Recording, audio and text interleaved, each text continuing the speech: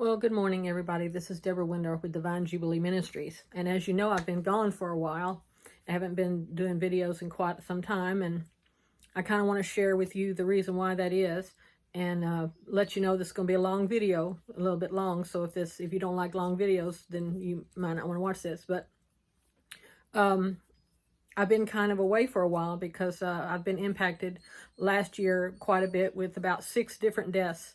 4 of them with people that were that impacted my life, seriously impacted my life. And so all I can just say, and I always try to be real on this video and on this channel, is that those deaths really impacted me, and it just really sent me into a state of depression, I guess you could say. And so I just wasn't dealing with it very well. And some things that I should have done that I didn't do. One of them is I should have captured my thoughts and taken every thought captive. The Bible says to do that, and I didn't do that. I didn't do that very well. And I just kind of kept thinking about it over and over and over, different things, and it just kind of causes that spiral. And so, but I've been encouraged by somebody to get back on here and do videos, and said that they impacted them and made a difference to them. So here I am, going to go at this again and just kind of get back up, dust off my pants, so to speak, and get back up off the ground where I've been for quite a while, and then go forward. So I want to, but with any crisis or anything that happens, already this year, I've already had another death occur. This one was my brother. So that one's, serious impact. But with that, I've learned a lot of things, and I want to share some things with you that we as the body of Christ, as the church, sometimes we don't talk about those things because they're hard things.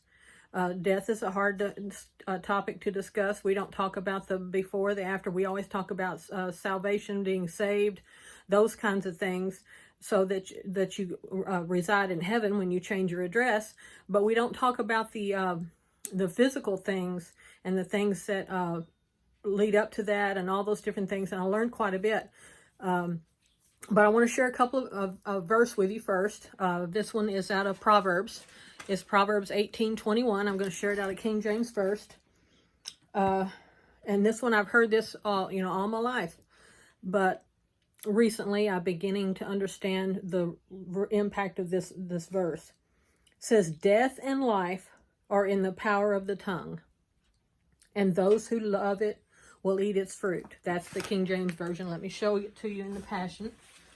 Just look down. Sorry, just step out of the camera for a second. Okay, here it is in 18:21 in the Passion Translation. It says, "Your words are so powerful that they will kill or give life, and the talkative person will reap the consequences."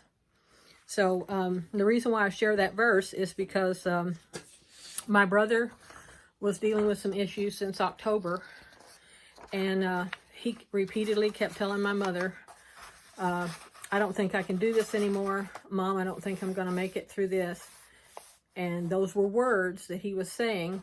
And then one of the things that he said to Mother when he was in the hospital last was, he said, "Mom, I think you just need to let me go." And of course, those are tough words to hear anybody say. And so you struggle between, do I stand in the gap for them while their faith is so low? Or do I agree with what they're saying and help them transition on? And so those are the kind of concerns that I had. But I want to share some things that I learned in order to help people in the future have a little bit better preparation for this topic, of which we hardly ever talk about. So I learned about almost 40 things from this experience that I want to share with you, and I wrote them all down so I wouldn't forget them. And I titled it, "What I Learned at Death's Door."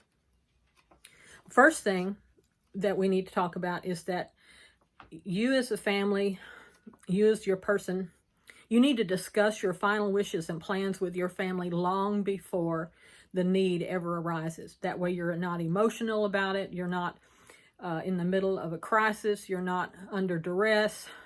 You're able to think logically, think clearly, and make wise decisions that everybody knows about, so everybody's not in panic mode on what do I do, all those kinds of things. Second, You need to have a will drawn up. I know we thought, oh my goodness, let's not talk about a will, but you do. You need to have a will drawn up. You need to know what's going to happen with your kids, especially, because if something were to happen to you, you have children. If you have children, what's going to happen to them? Who is going to take care of them? All that stuff. We don't want to talk about that because we think, life, we like to think we're invulnerable and invincible and that will never happen to us, but you just don't know. So you need to have a plan for that. Have a plan for your children. And this is just some stuff that we learned through this experience of being in the hospital for that week. You need to check on your health plan and your military insurance plan to see what's covered. I mean, I know you think, oh my goodness, why do you want to talk about that? But when you're in the middle of something, unfortunately, one of the things I found out that insurance companies sometimes make decisions based on their bottom line, not what's best for you as the patient. Sad to say, but money talks, and money's important, and the insurance companies sometimes make choices based on what's best for them, not what's best for you. Also, while you're in the middle of a situation, while you're helping this person that's in the hospital, you yourself and them, you need to keep your immune system up and get plenty of rest in this stressful time. The more depleted in sleep you are, the more likely you are to pick up things. Right after the situation with my mother ended up picking up COVID. So that you don't want to do that. You don't want to pick up stuff if you can help it. Realize that under stress, you may not hear or remember things correctly, so write things down. When you're in the middle of a situation and people are talking to you, you may not actually remember everything that they said. So I know it sounds tedious, but write things down. And then you need to ask what the patient wants to do. At one point when my brother was off the ventilator and they were going to put him back on, I asked a question as we were escorted out of the room. I asked him, I said, what does he want to do? Does he want to be back on this respirator? And you believe it or not, they looked at me with like deer in the headlights, like, what do you mean? I said, did you ask him what he wants to do? They never answered that question and they continued to do what they did. And by the way, that was the last time I saw my brother awake and cognitively aware, was as they were doing that. So that's the last time. So ask the patient what they want to do. They should have some say in it. And I also found this, know that just because a patient is in a coma doesn't mean that they can't hear you.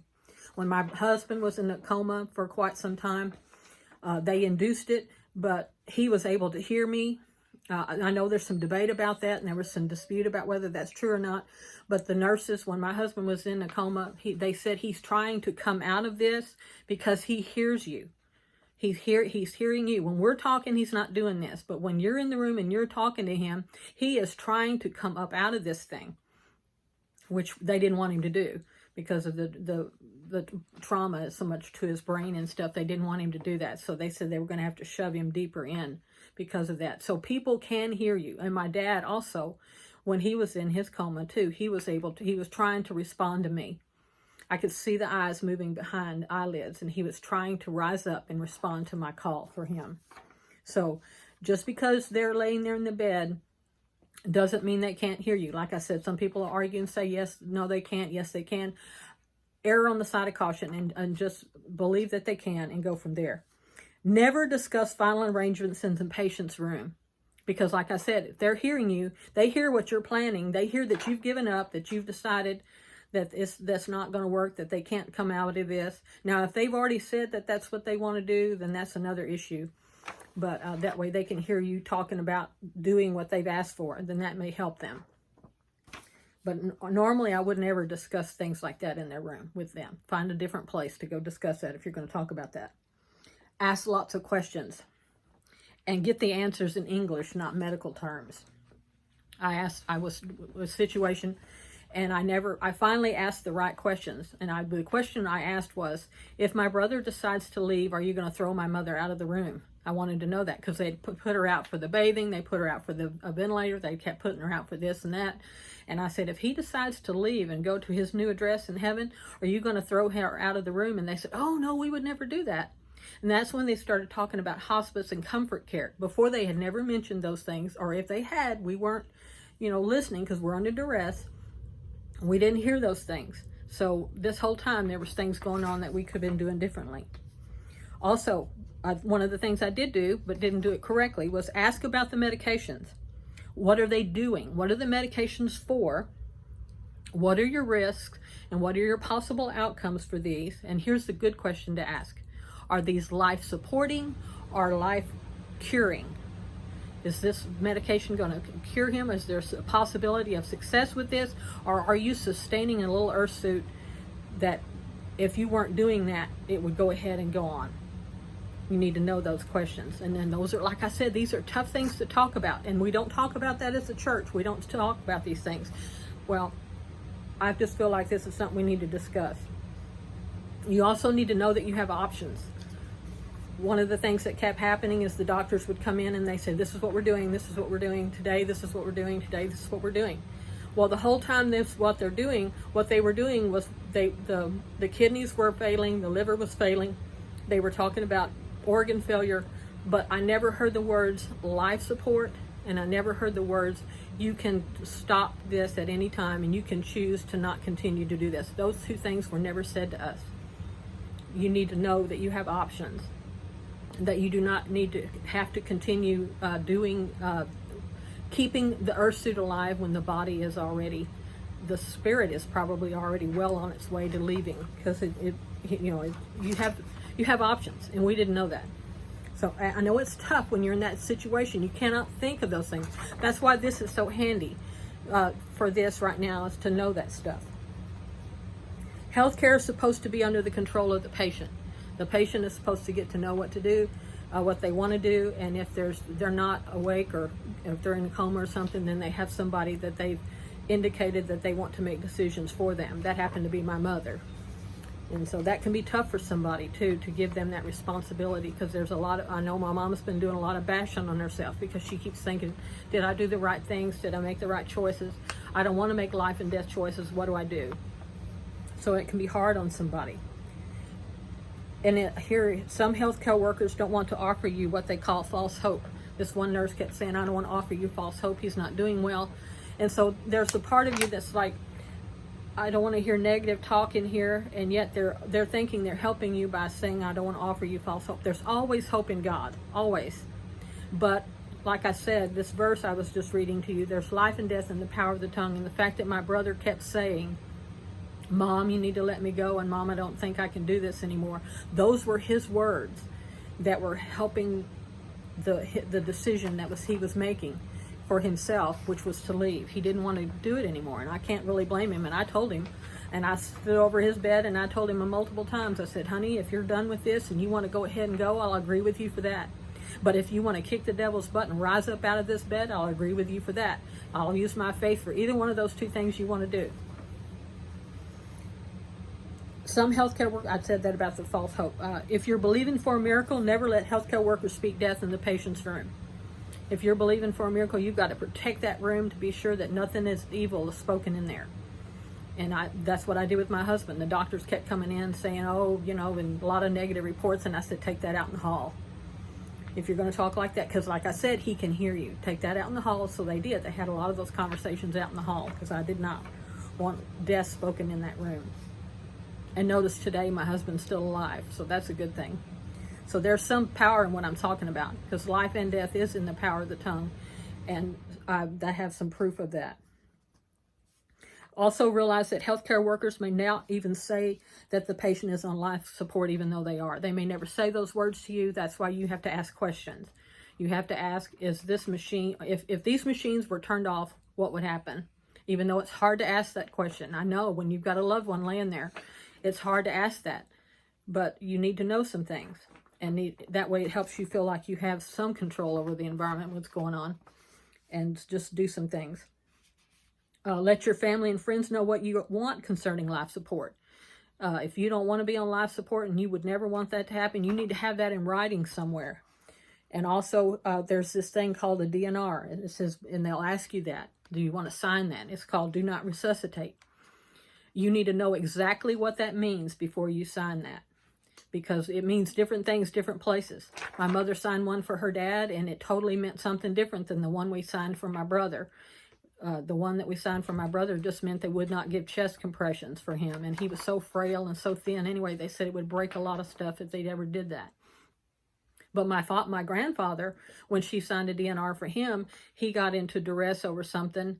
I think it was breathing issues or something, and they absolutely refused to do anything. Said, no, you signed a DNR, we can't touch him. And so she felt like she caused his death because of that. So she's been living with the guilt of that. So find out what that DNR means before you do it. And doctors have a plan, but it doesn't necessarily mean it has to be your plan. They came in every day saying, this is what we're doing, this is what we're doing, but we never knew that we could say, we don't want to do this anymore. He doesn't want to do this anymore, and we're not going to do this anymore. We finally found out that we could say that, but we didn't know that at the beginning. Not all doctors and nurses will agree with each other. We had one doctor that wanted to do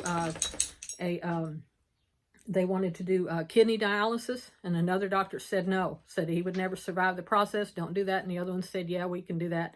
And so there was all of that. So not everybody's going to agree, so you have to listen to, pray and ask God about some stuff, because they're not all going to agree necessarily, so that's not always going to work out.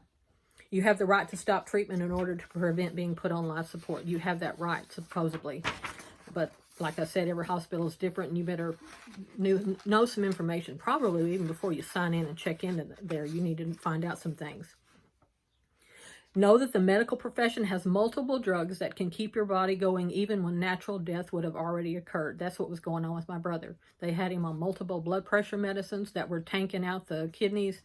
They were destroying the liver and the kidneys at the same time that they were doing it. They were trying to waffle between how much to do to keep this up, but not, and they were going back and forth. But they have things that can do that, but is that something you want to do? You have to ask these questions. These are tough questions to ask. And it's better if you have the conversation before you're in the middle of the environment. When, like I said, when you can be clear-headed, level-headed, not under pressure. And if you decide to stop treatment, when the organs are failing, listen to this. This is one of the questions that we had that really bothered us the most, as I asked the question. I said, if we turn these things off, are we doing assisted suicide? And the lady just went off on me. Just, no, that's illegal. So no, it's not assisted suicide. No, it's not murder. And no, you're not killing them, okay? Know that if you turn those things off, you're not killing them. What you're doing is stopping the interference that the medical profession, the medical stuff that's being done is stopping her from that transition to, it's keeping the earth suit alive when in natural course, it would not be. So that was important for us to know, because we didn't want to feel like we murdered our brother. I didn't want to feel like that. So I was trying to help Mother with that decision. And you have to ask some questions. And you need clarification. And so that's why I'm talking about. This is hard stuff to talk about. And we don't, as a church, we don't talk about this stuff until we're in the middle of it. And sometimes I think if you have this kind of in your back pocket so that you can remember this stuff maybe and kind of keep this in mind for when and if that situation ever occurs. So one, no, you're not helping an assisted suicide. No, it's not murder. No, it's not killing somebody. I mean, because those things can make you feel guilty if you think that's what you're doing. But no, that's not what it is. You're just allowing the body to do what it would normally do without interference from the medical medications.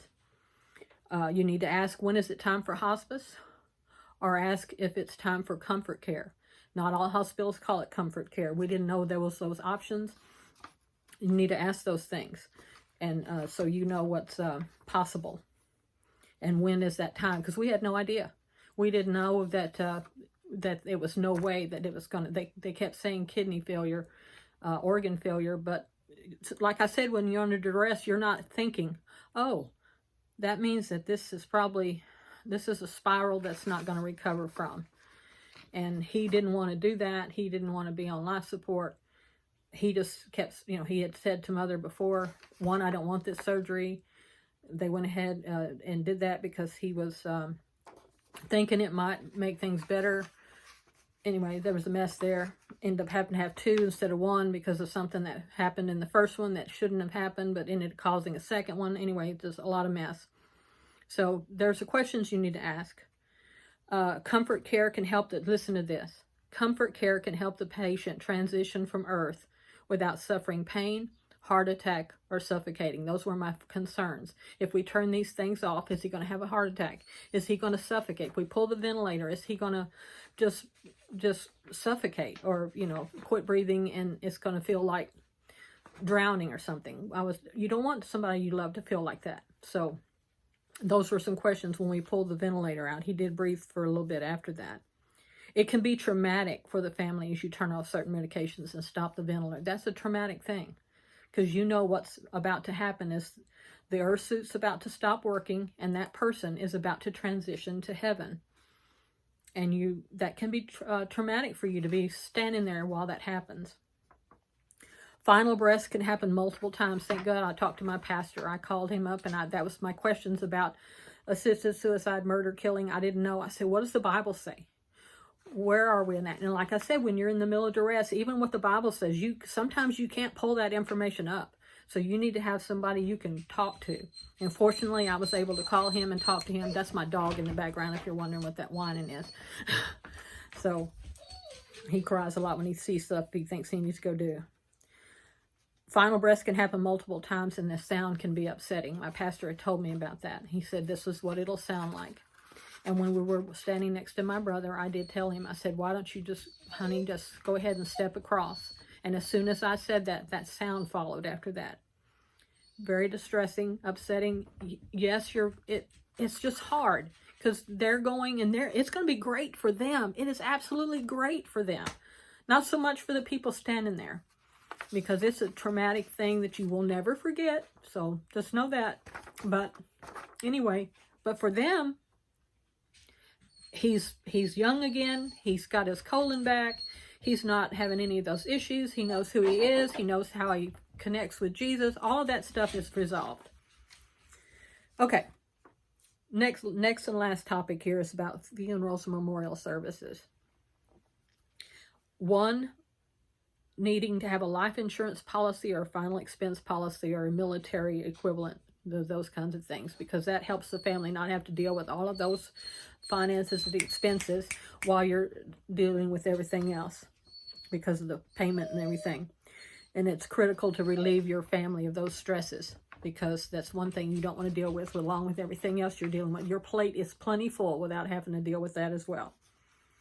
Also, have your family tree information available. Have it somewhere where you can access it with all the correct spellings of everybody's name. Because when you write that obituary, they're going to ask you who's alive, who's not, who's the siblings, the brothers, the sisters, moms, dads, all that. Stop. Sorry. Also, know if you want to be buried, entombed, or cremated. My brother chose to be cremated and to have his ashes put into a entombed thing in, I think it's in Garland or Grapevine. It's a military place up there by Dallas. That's what's going to happen there.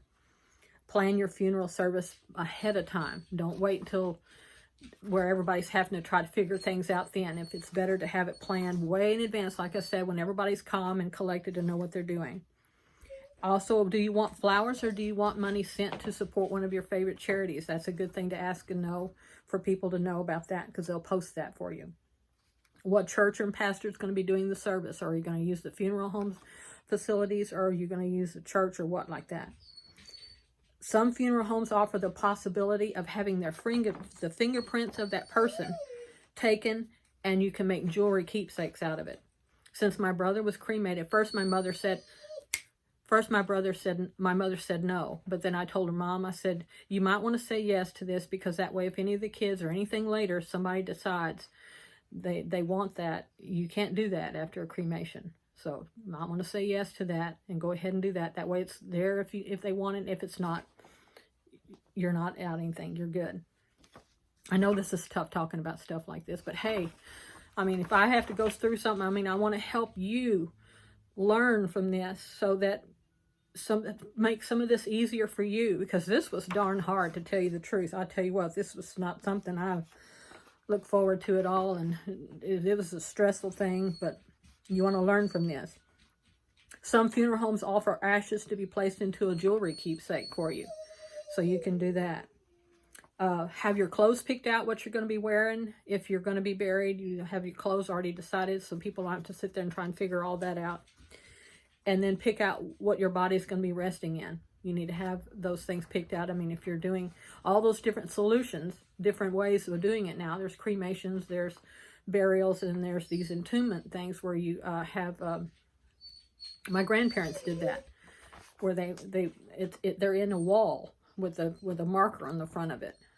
And so that's what they put the casket and everything. That slid the whole thing inside this wall, and it's a memorial park or something. So everybody does different choices. I have no idea everybody's preferences or what they are. But anyway, here's the things that I learned from that. So I wanted to share that with you.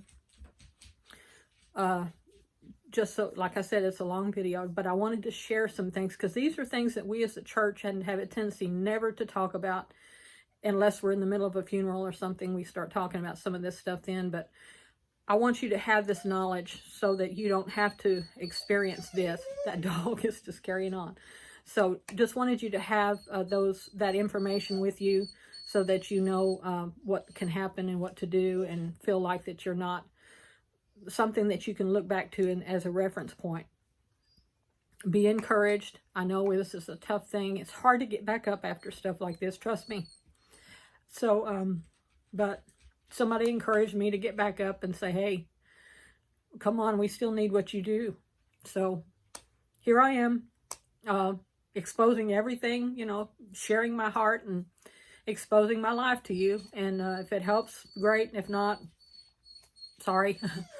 I'll post this so you can see it, but be encouraged, and remember, let's be careful. Let's be careful about the things we say, because there's somebody writing down the words. Both sides are writing things down about what you said, and they want to be sure that you say what you want to get, and don't say stuff, especially in the heat of a moment. Be real, real careful, because what you say first.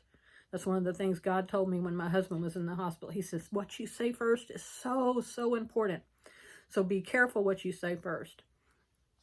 Okay, so be encouraged, and hope to see you next week.